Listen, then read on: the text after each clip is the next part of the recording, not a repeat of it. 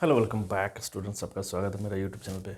बच्चों, आज भी मैं आपको एक स्पेशल पॉइंट बताने जा रहा हूँ जिससे रिलेटेड काफ़ी क्वेश्चंस आपके एग्जाम्स में आते हैं और नहीं जानने की वजह से आप गलतियाँ कर देते हैं, आपको मार्क्स नहीं मिलते हैं।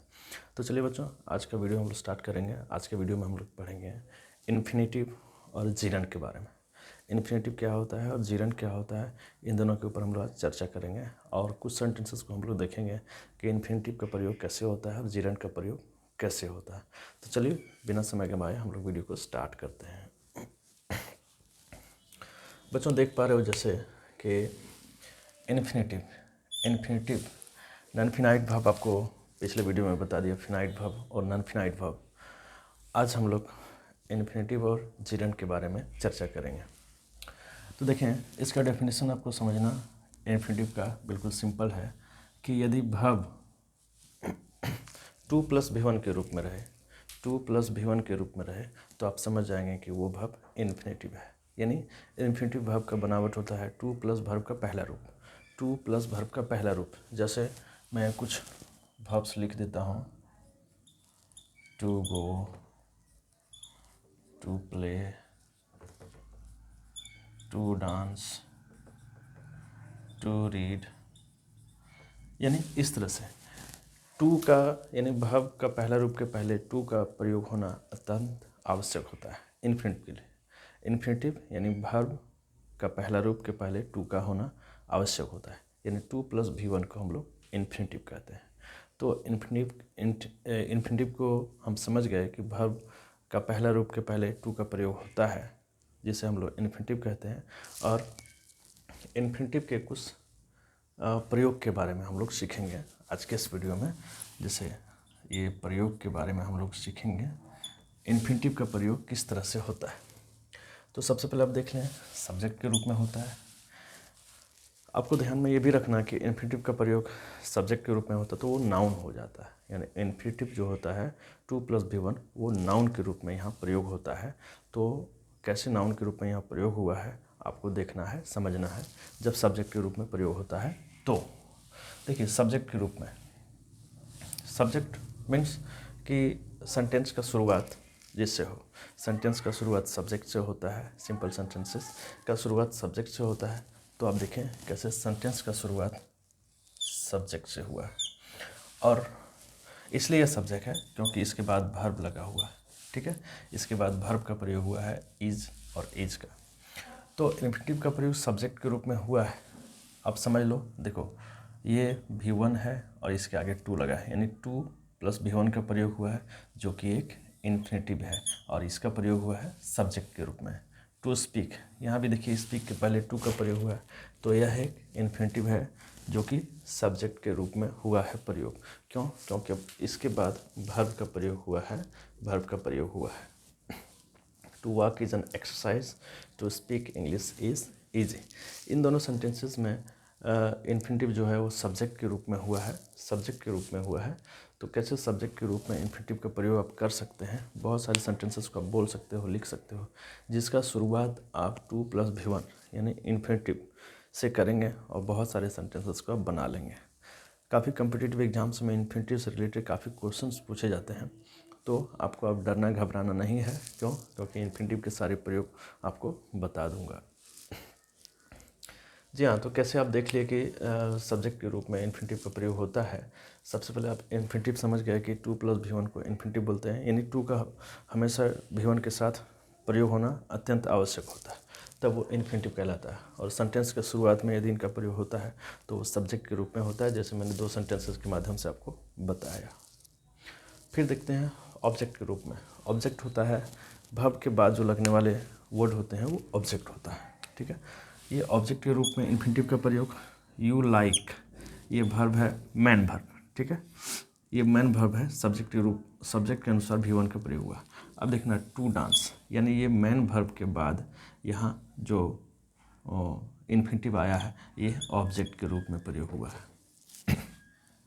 दे वांट, ये भी मैन वर्ब है, और इसके बाद देखिए 2 + V1 आया है, ये भी ऑब्जेक्ट के रूप में है। यानी इन्फिनेटिव का प्रयोग आप ऑब्जेक्ट के रूप में कर सकते हैं, सब्जेक्ट के रूप में कर सकते हैं। और तो और मैं एक पॉइंट बता दूं, यदि दो वर्ब आपस में जुड़े रहते हैं तो वो टू से कनेक्ट होता है और लास्ट जो वर्ब होता है वो इन्फिनेटिव होता है। ठीक है, यहाँ देखो दो वर्ब हैं लाइक और डांस, ये टू से कनेक्ट हुआ है, जबकि लास्ट टू प्लस V1 को हम लोग इन्फिनेटिव बोलते हैं, जिसका प्रयोग यहाँ ऑब्जेक्ट के रूप में हुआ है। यहाँ भी ये दो वर्ब है वांट और प्ले, जबकि दोनों वर्ब जो है टू से कनेक्ट हुआ है और लास्ट टू प्लस V1 को यानी टू और वर्ब का पहला रूप को हम लोग इन्फिनेटिव बोलते हैं, जिसका प्रयोग यहाँ ऑब्जेक्ट के रूप में हुआ है। ठीक है बच्चों, आगे बढ़ते हैं। अब हम लोग देखेंगे ऑब्जेक्ट ऑफ प्रीपोजिशन, यानी प्रीपोजिशन के ऑब्जेक्ट के रूप में। प्रीपोजिशन सेंटेंसेस में रहते हैं, उसके बाद जो वर्ड आता है वो प्रीपोजिशन का ऑब्जेक्ट हो जाता है। देखिए मैंने दो सेंटेंसेस को लिखा है। अब देखो सबसे पहले आप देखो प्रीपोजिशन क्या है, अबाउट। अब जान रहे होंगे प्रीपोजिशन अबाउट एक प्रीपोजिशन है, अबाउट एक प्रीपोजिशन है। इसके बाद देखिए आया है टू प्लस V1, तो ये ऑब्जेक्ट ऑफ प्रीपोजिशन के रूप में हुआ है प्रयोग। यहाँ भी देखना अबाउट जो है एक प्रीपोजिशन है, इसके बाद टू डांस आया है, यहाँ भी प्रयोग हुआ है ऑब्जेक्ट ऑफ प्रीपोजिशन। ठीक है, तो कन्फ्यूजन खड़े हो जाते हैं आपके कम्पिटिटिव एग्जाम्स में कि किस तरह से सेंटेंसेस रहते हैं, इसमें फेरबदल कर करके आपको सेंटेंस दे दिए जाते हैं, इसको करेक्शन करने होता है या फिर ऑप्शंस दिए जाते हैं जिसको कि आप गलत कर देते हैं नहीं जानने की वजह से। तो आज के इस वीडियो के बाद आपके कोई भी आंसर गलत नहीं होंगे, मैं गारंटी से कहता हूँ। वीडियो को पूरा देखना। अभी तक आपने चैनल को सब्सक्राइब नहीं किया तो चैनल को जरूर से जरूर सब्सक्राइब करें, ताकि आपको आपके इंग्लिश कैसे मजबूत हो इसको लेकर के बहुत सारे वीडियो चैनल पर बने हुए हैं, वो आपके लिए हेल्पफुल होंगे। तो इन्फिनेटिव का मैंने तीन प्रयोग बताया, और भी इसका अगला वीडियो होगा उसमें बहुत सारे प्रयोग इन्फिनेटिव का आपको बताएंगे।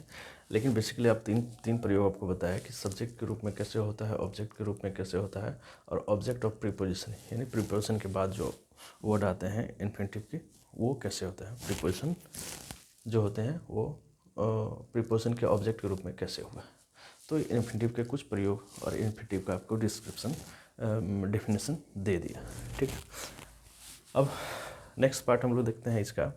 ये मैंने इसलिए एक साथ किया है क्योंकि दोनों का प्रयोग लगभग एक ही तरह के हैं, इसलिए मैंने सेलेक्ट किया कि इन्फिनेटिव और जीरंड का प्रयोग एक साथ आपको बताया जाए तो बहुत बातें क्लियर होगी, एकदम स्पष्ट हो जाएगा आपको। तो चलिए हम लोग जीरंड समझते हैं बच्चों। जैसे मैंने आपको बताया कि इन्फिनेटिव टू प्लस V1 को इन्फिनेटिव कहते हैं, जो नाउन की तरह प्रयोग होता है सेंटेंसेस में सब्जेक्ट के रूप में, ऑब्जेक्ट के रूप में इत्यादि। उसी तरह जीरंड जो होता है, किसी भी वर्ब का पहला रूप में ING लग जाता है तो वो जीरंड कहलाता है, जिसे हम लोग बिफोर के भी नाम से जानते हैं। बिफोर मतलब वर्ब में ING का प्रयोग होना, तो वो जीरंड कहलाता है, और इसका प्रयोग भी नाउन की तरह होता है, तब ये जीरंड कहलाता है, सब्जेक्ट के रूप में, ऑब्जेक्ट के रूप में इत्यादि। ठीक है, तो हम लोग जीरंड का हम लोग निर्माण देखेंगे कैसे होगा। वर्ब में ING, कोई भी वर्ब है, वर्ब का पहला रूप उसमें ING, जैसे गोइंग, प्लेइंग, मैंने इन्हीं वर्ड्स को ले रहा हूँ, डांसिंग,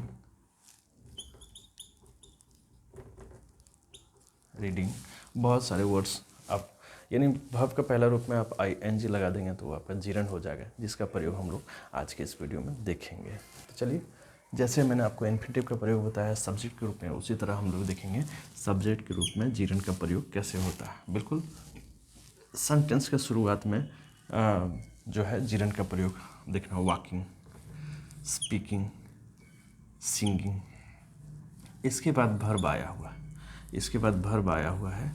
ठीक है, तो सब्जेक्ट के रूप में कैसे जीरंड का प्रयोग हुआ है। सबसे पहले वर्ब में ING, तो तीनों वर्ड्स जो हैं इसमें ING का प्रयोग हुआ है। वॉकिंग इज एन एक्सरसाइज, ठीक है, टहलना जो है वो एक्सरसाइज है। Speaking English is easy, English बोलना आसान है। सिंगिंग इज़ माई हॉबी, और गाना गाना मेरा हॉबी है। तो कैसे सब्जेक्ट के रूप में तीनों वर्ड्स यानी वॉकिंग, स्पीकिंग, सिंगिंग का प्रयोग हुआ है, जो जीरंड्स हैं, जीरंड का प्रयोग इन सारे सेंटेंसेस में सब्जेक्ट के रूप में हुआ है। तो बहुत सारे सेंटेंसेस को आप बोल सकते हैं, लिख सकते हैं, आपको एरर दे देता है कम्पिटिटिव एग्जाम्स में, लेकिन आपको सारे क्वेश्चंस को सही करने हैं और बहुत सारे सेंटेंसेस को बोल सकते हैं। आपकी स्पीकिंग में जीरंड और इन्फिनेटिव का प्रयोग बहुत ज़्यादा होगा, तो आप इसको सीख लें, समझ लें। वीडियो को एंड तक देखना स्टूडेंट्स। अब देखना जीरंड का प्रयोग ऑब्जेक्ट के रूप में कैसे हुआ। मैंने आपको बताया था इन्फिनेटिव का प्रयोग ऑब्जेक्ट के रूप में, उसी तरह जीरंड का प्रयोग ऑब्जेक्ट के रूप में। मेन वर्ब के बाद जो वर्ड आएगा वो ऑब्जेक्ट होगा।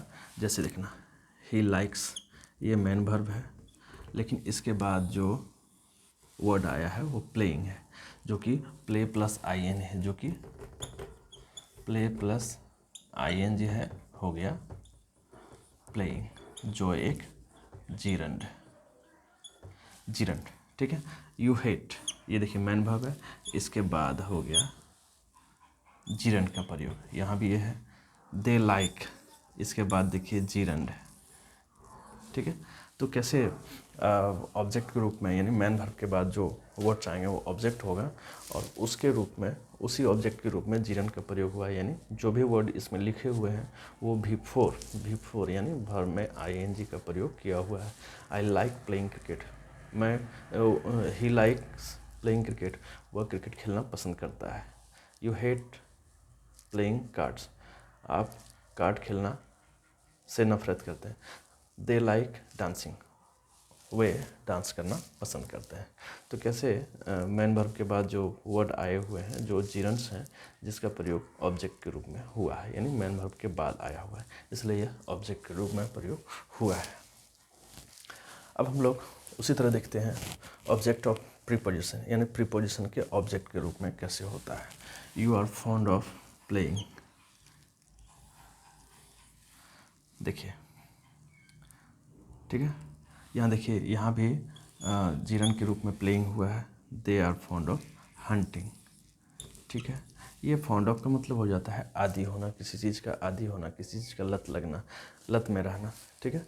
तो कैसे इसके बाद फिर जीरंड का प्रयोग हुआ है। यू आर फॉन्ड ऑफ, देखिए ऑफ के बाद प्लेइंग आया, यानी एक जीरंड है।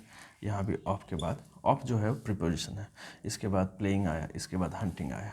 तो प्रीपोजिशन के ऑब्जेक्ट, यानी प्रीपोजिशन के बाद में ये प्लेइंग और हंटिंग आया है, तो इसका प्रयोग जीरंड के रूप में हुआ है। देखें आप। तो बच्चों, आज का वीडियो कैसा लगा आप कमेंट बॉक्स में ज़रूर से ज़रूर बताना। आप चैनल को सब्सक्राइब नहीं किया तो चैनल को ज़रूर से ज़रूर सब्सक्राइब करें, ताकि आपकी इंग्लिश कैसे मजबूत हो, इसको लेकर के बहुत सारे वीडियो बने हुए हैं जो आपके लिए हेल्पफुल होंगे, आपको हर एक स्टेप पे मदद करेगी। तो आपका लाइक और कमेंट हमें हिम्मत देता, सहारा देता है। बहुत मेहनत से हम लोग आपके लिए वीडियो बनाते हैं। आप वीडियो को ज़रूर से ज़रूर देखना। Thanks for watching.